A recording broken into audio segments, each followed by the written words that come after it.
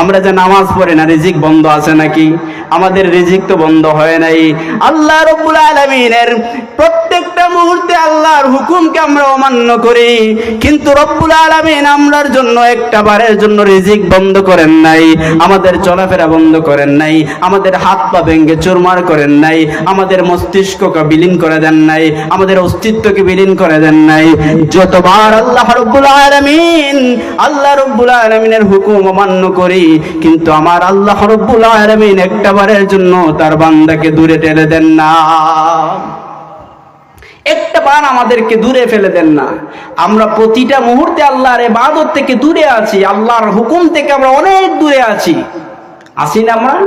আমরা অনেক দূরে আছি, কিন্তু একটা বার আমার আল্লাহ রিজিক থেকে বঞ্চিত করেন নাই, একটা বার আমার জবান বন্ধ করেন নাই, একটা বার আমার শ্বাস প্রশ্বাস বন্ধ করেন নাই, একবার আমার হাত বন্ধ করেন নাই, পা বন্ধ করেন নাই।